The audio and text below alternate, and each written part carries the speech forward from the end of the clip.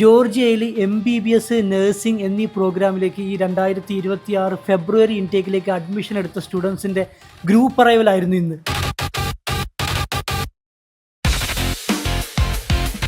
Students എല്ലാവരും ഒരു ബുദ്ധിമുട്ടും കൂടാതെ ടിബിലിസി ഇൻ്റർനാഷണൽ എയർപോർട്ടിൽ എത്തിയിട്ടുണ്ട്. എങ്ങനെ യാത്രയ്ക്കണം അടിപൊളി.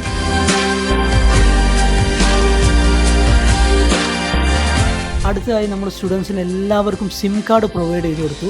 അതിനുശേഷം നമ്മൾ നേരെ യൂണിവേഴ്സിറ്റി ക്യാമ്പസിനകത്ത് തന്നെയുള്ള നമ്മുടെ ഫ്യൂച്ചർ ഫാക്ടറിയുടെ ഓഫീസിലേക്കാണ് നേരിട്ട് അവരെ കൊണ്ടുപോയത്. കുട്ടികളൊക്കെ ഇത്രയും വലിയൊരു യാത്ര ചെയ്തു വന്നുകൊണ്ട് തന്നെ എല്ലാവർക്കും നല്ല വിശപ്പുണ്ടാവും.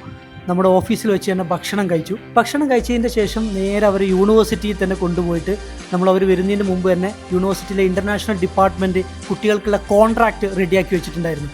യൂണിവേഴ്സിറ്റി കോൺട്രാക്റ്റിൻ്റെ ഒരു പ്രത്യേകത എന്ന് പറയുന്നത് MBBS സ്റ്റുഡൻസ് ആണെങ്കിൽ 6 വർഷത്തേക്കും നഴ്സിംഗ് സ്റ്റുഡൻസ് ആണെങ്കിൽ 4 വർഷത്തേക്കുമായിരിക്കും കോൺട്രാക്റ്റ്. ഈ കോൺട്രാക്റ്റിൽ അവരുടെ ഫീസ് മറ്റു കാര്യങ്ങളൊക്കെ വിശദമായിട്ട് എഴുതിയിട്ടുണ്ടാവും. കുട്ടികളെല്ലാവരും അത് വായിച്ചതിന് ശേഷം കോൺട്രാക്റ്റ് സൈൻ ചെയ്തു. പിന്നീട് നമ്മൾ കുട്ടികളെ കൊണ്ടുപോയത് യൂണിവേഴ്സിറ്റിയെക്കുറിച്ചൊരു ബ്രീഫ് ഐഡിയ കൊടുക്കാനാണ്.